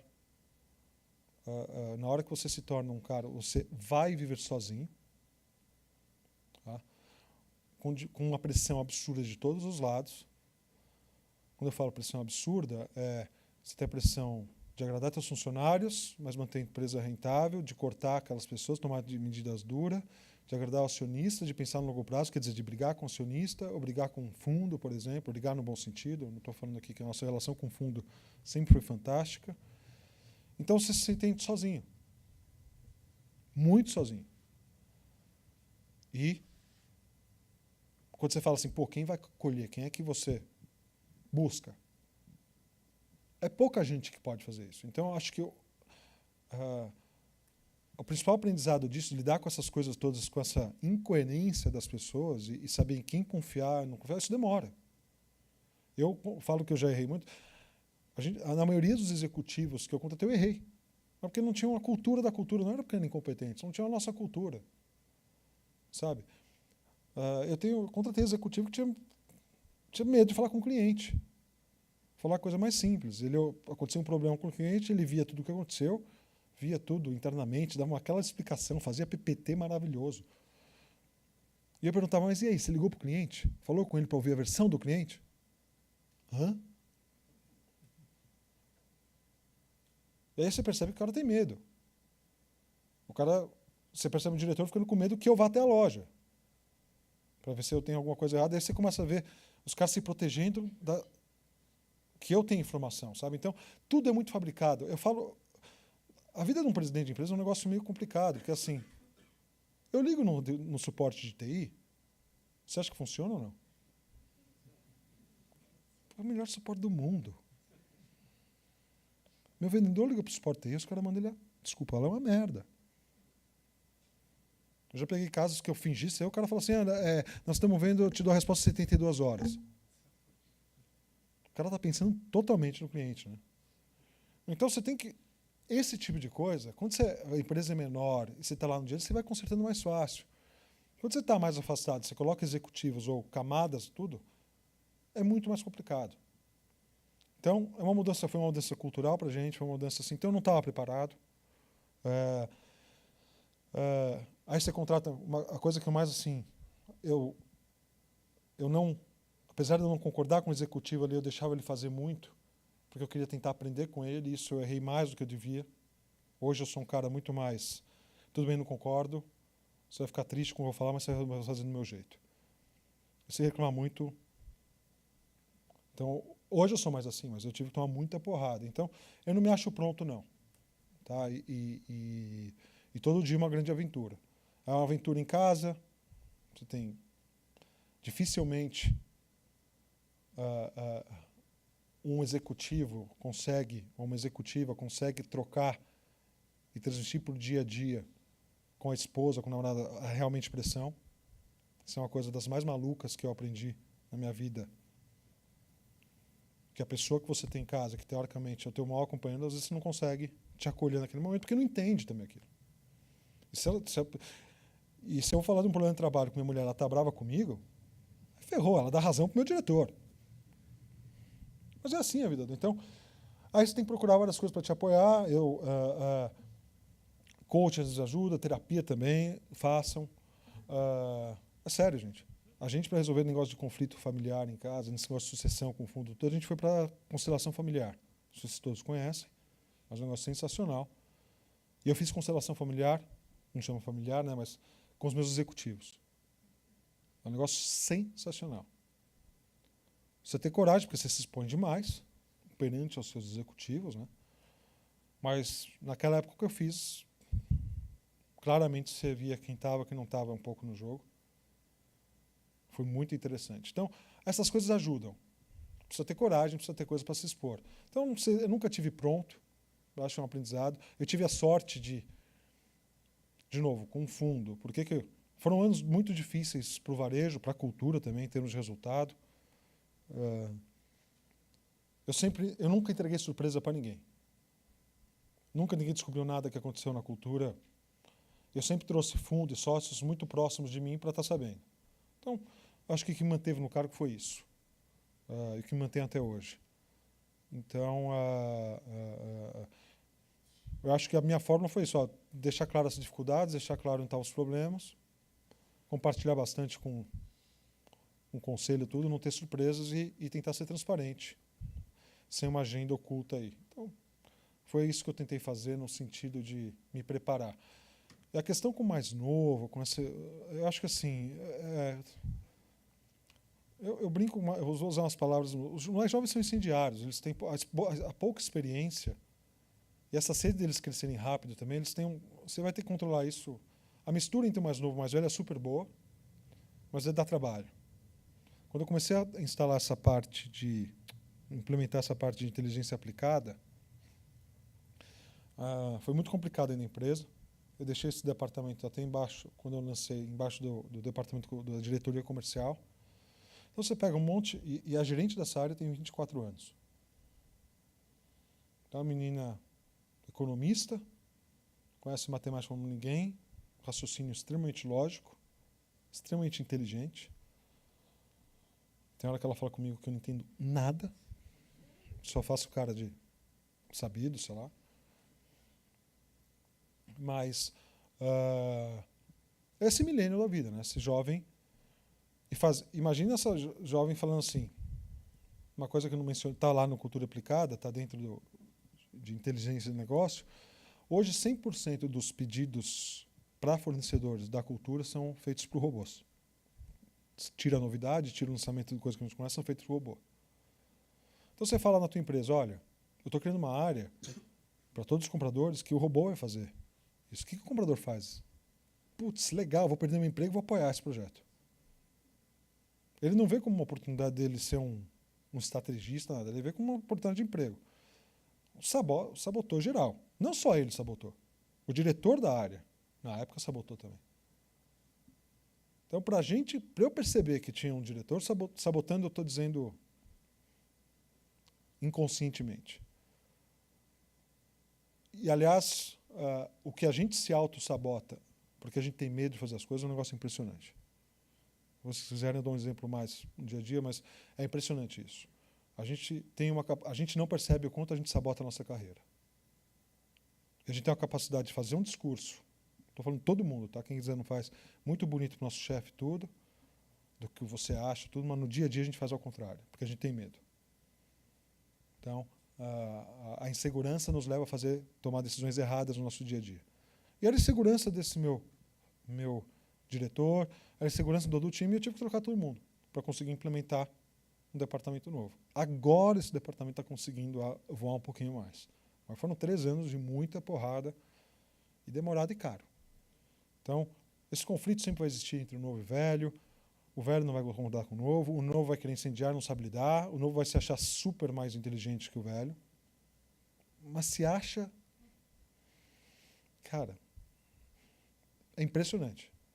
Então, é uma conversa que o mais velho começa a não ter saco de falar com o mais novo, porque putz, o cara não me ouve. Então, esse conflito dia a dia é gente. Se não tiver paciência, saco para lidar com isso, esquece, não vai conseguir. Não sei se eu respondi, mas...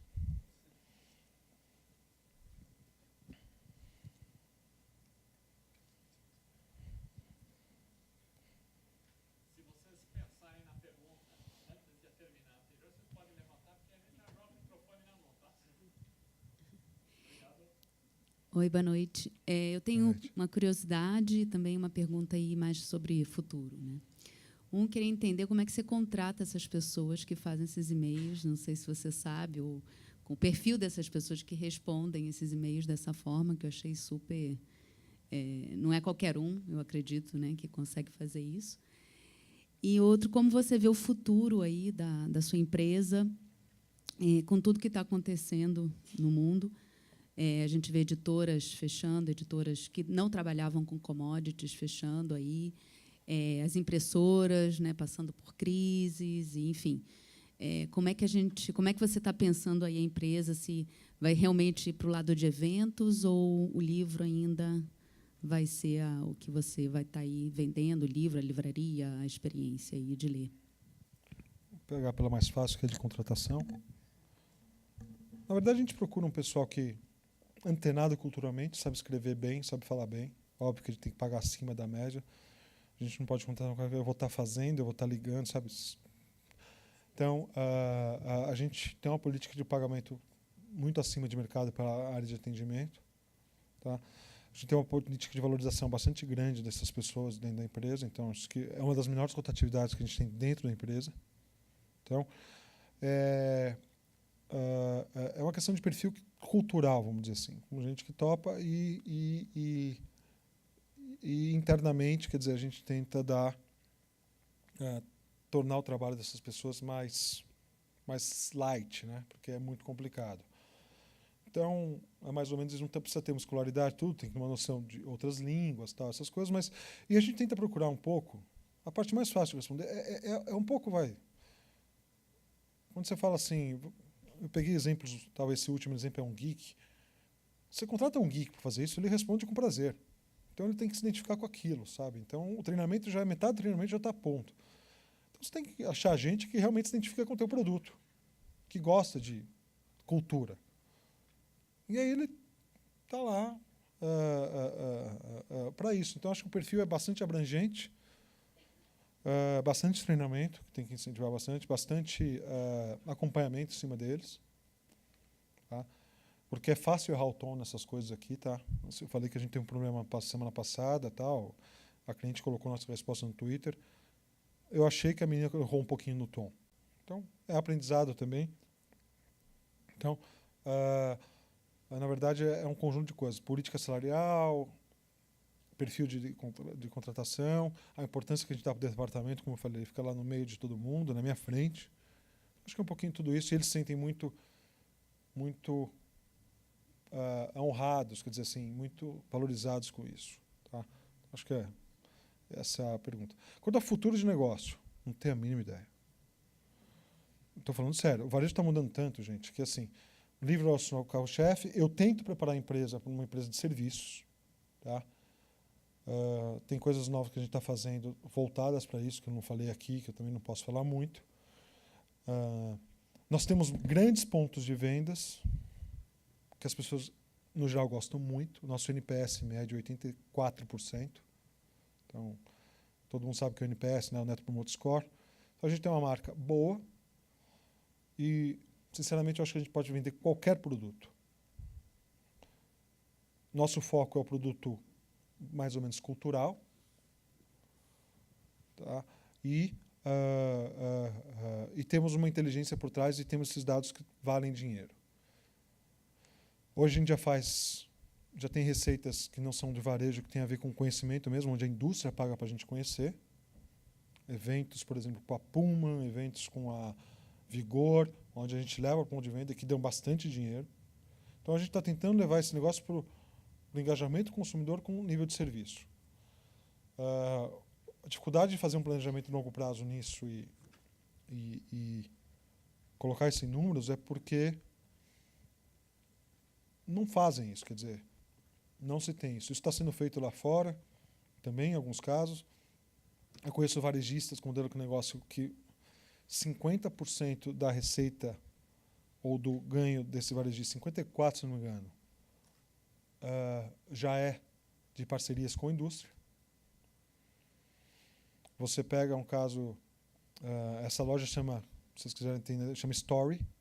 Ela tem um conceito de loja onde ela faz um conceito de loja, eles mudam a cada 8 semanas, a loja toda, se não me engano, eles têm 23 lojas.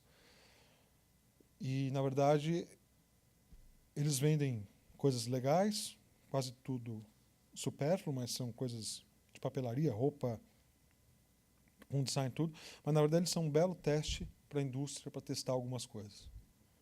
Então, 54% da receita dessa empresa vem da indústria pagando, e o resto vem do varejo dela, mas o dinheiro dela vem disso. Shopping centers, por exemplo, é um negócio que vai mudar muito.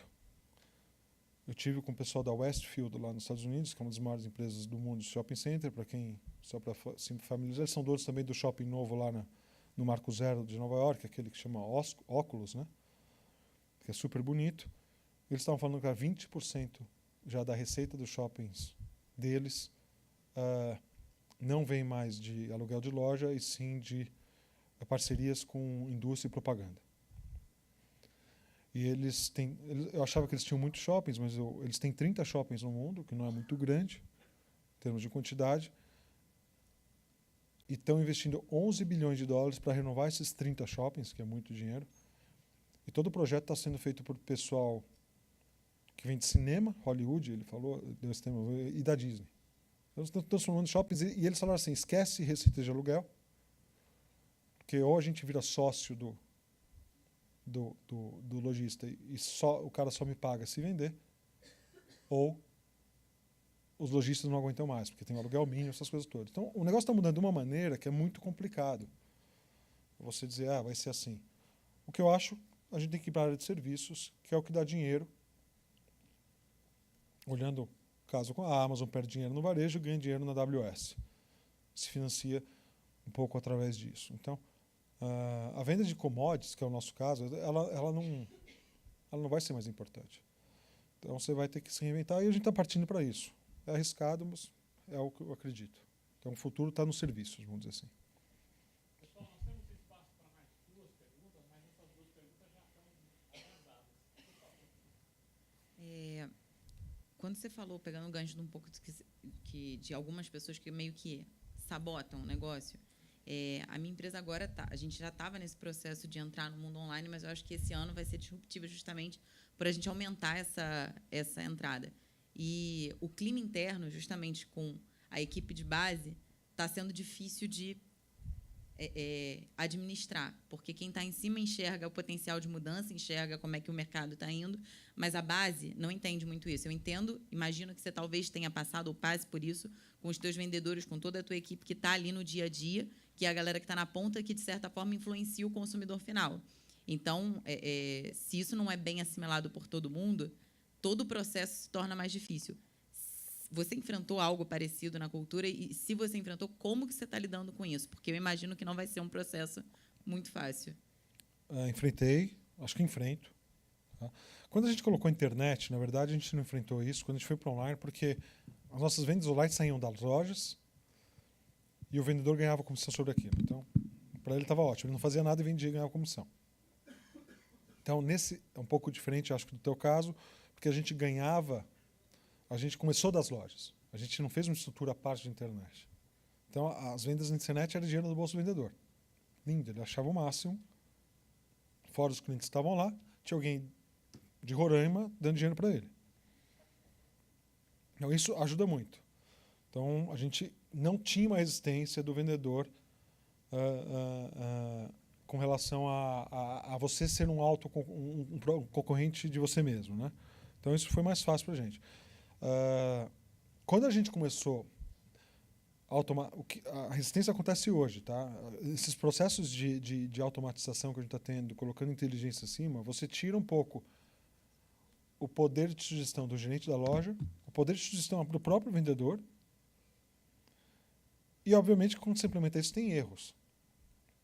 Então, a cultura de um tempo atrás, de um passado agora, o vendedor podia falar, putz, olha, manda trazer tal livro, tal, e a gente tinha mais essa liberdade.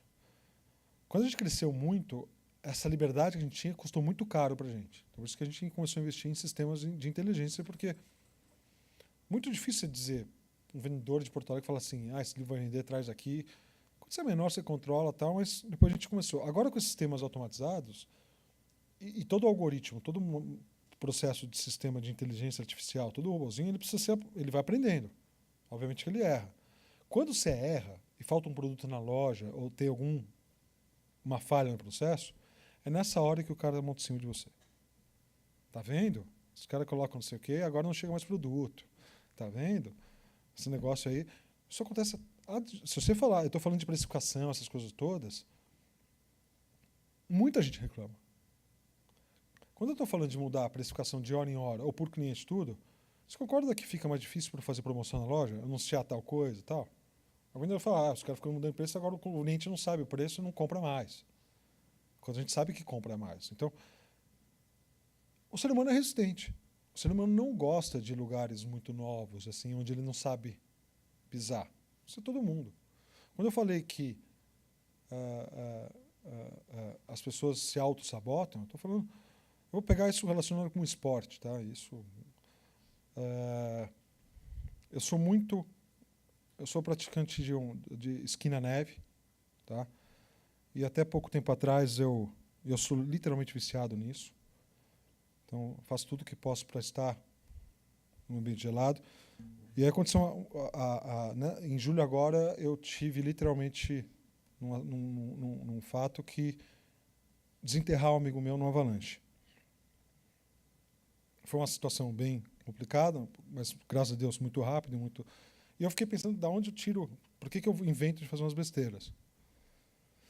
E o esqui tem uma coisa que eu até vou tentar um dia escrever sobre isso, não sei se eu vou conseguir, mas o esqui tem uma coisa assim, se você não enfrentar a montanha, se você não se colocar na atitude de proatividade tudo, que dá muito medo, porque você está olhando para baixo, né?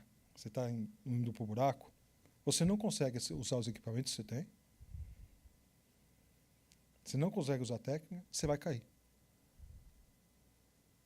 Um professor de esqui, isso serve acho que para qualquer esporte, tá falando, ele vai te dar você vai aprender aqui na sala de aula tudo que você tem que fazer.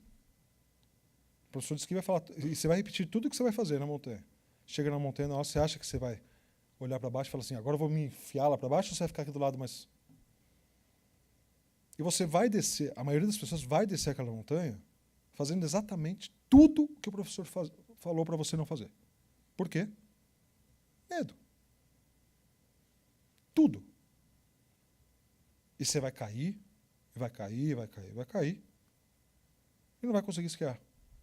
Acho que o profissional tem um pouco disso. Cada vez que você tem medo de fazer alguma coisa, de enfrentar o que você tem que enfrentar, você vai cair.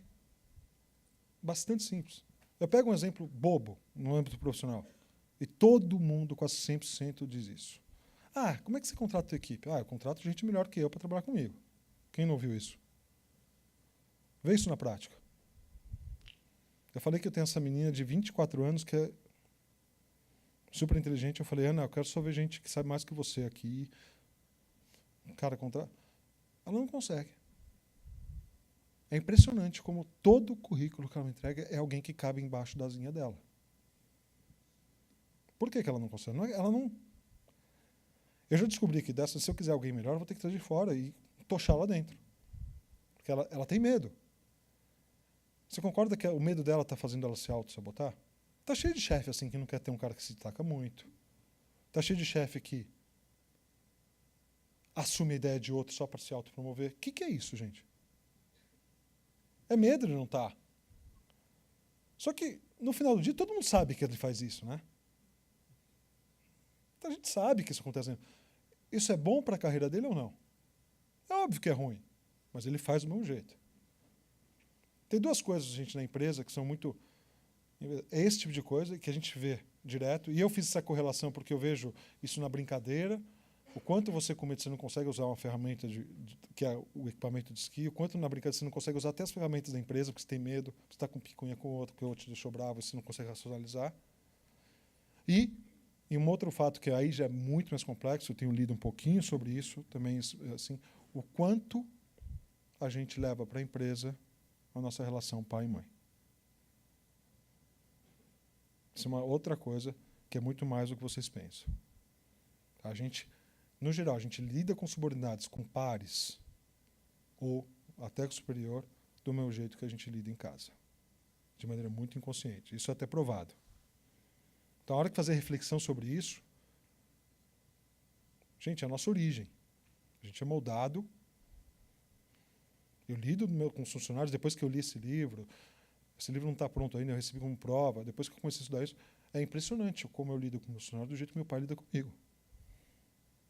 Sem querer. É que você tem que ler, parar e pensar e começar a se observar. E como eu lido também com meus subordinados, às vezes de maneira mais paternalista ou não, com os pares é a mesma coisa. Gente, a gente passa mais de tempo no trabalho do que... Então, é o nosso dia a dia. Então, você acha que a gente não leva o que eu aprendi com o papai e mamãe, ou os conflitos para cá, leva.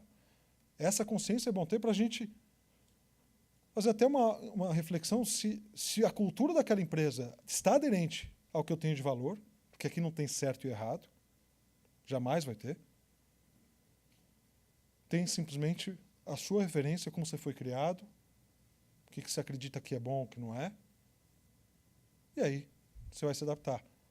Então, são coisas importantes porque vocês estão olhando para vocês mesmos, para o que você acredita. Porque não adianta você negar a sua essência, seus valores, o que teu pai te ensinou, o que tua mãe te ensinou, a educação que você teve em casa.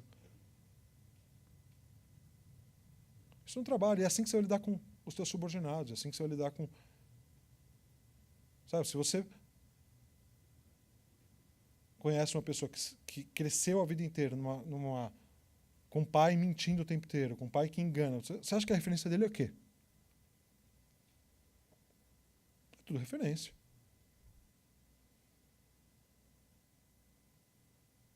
Então, acho que a gente estudar essas coisas que é muito importante. E aí, você estuda essas coisas, você consegue saber o limite mais das pessoas e o seu próprio limite, que isso é muito, muito importante. Então, isso serve para desenvolvimento de carreira, tudo. Não é fácil esse tipo de trabalho, é um trabalho de longa data, mas comecem a reparar. Tá certo.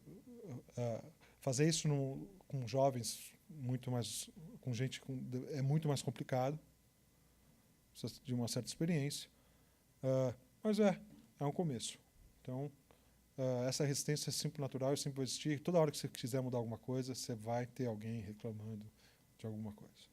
Não tem como. Espero que seja uma constante, porque hoje as empresas precisam mudar o tempo inteiro. Boa noite. Boa noite.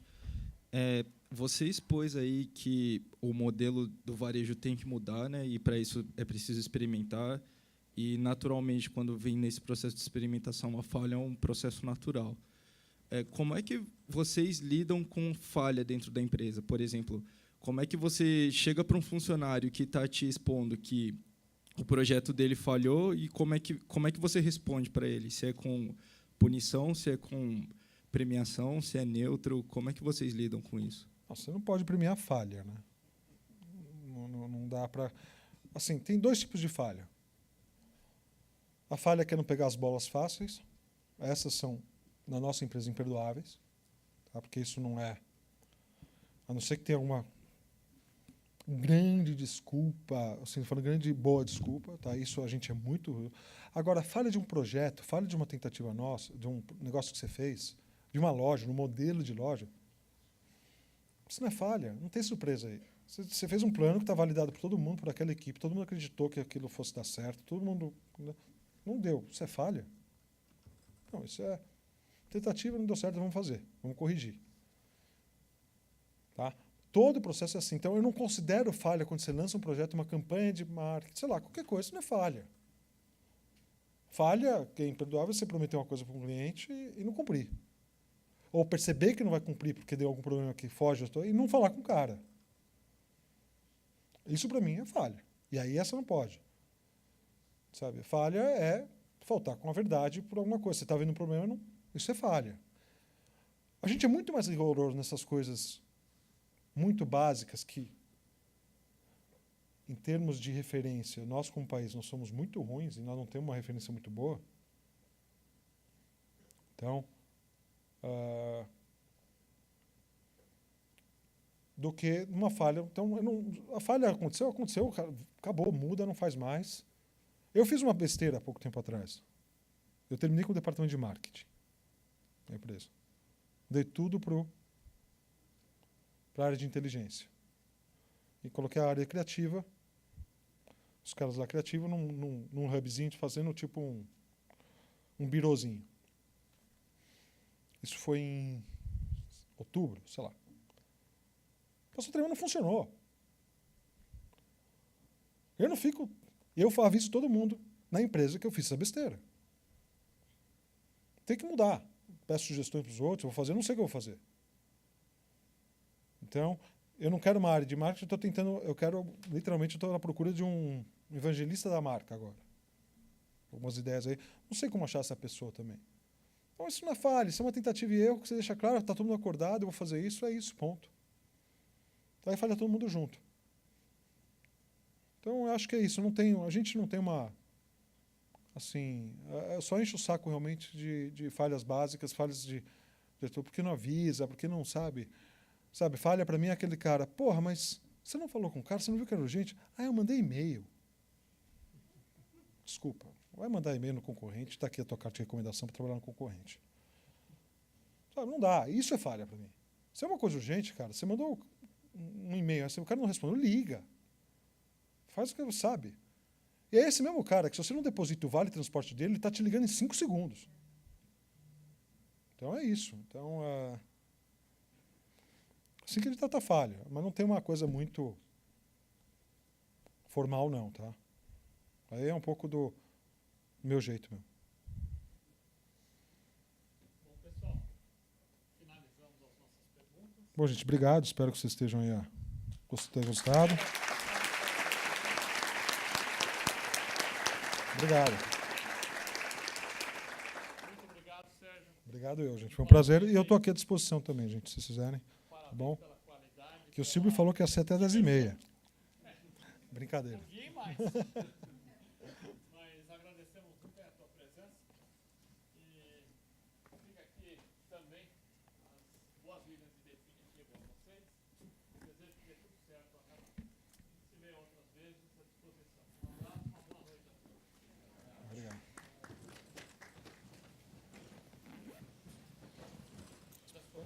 Vai fazer sexta também, né? Vou fazer sexta também, né? Muito obrigado. Imagina, espero que vocês tenham gostado. Cara, foi muito bom sobre 2 aspectos. Um, do ponto de vista técnico, foi muito bem feito, muito divertido, eu diria.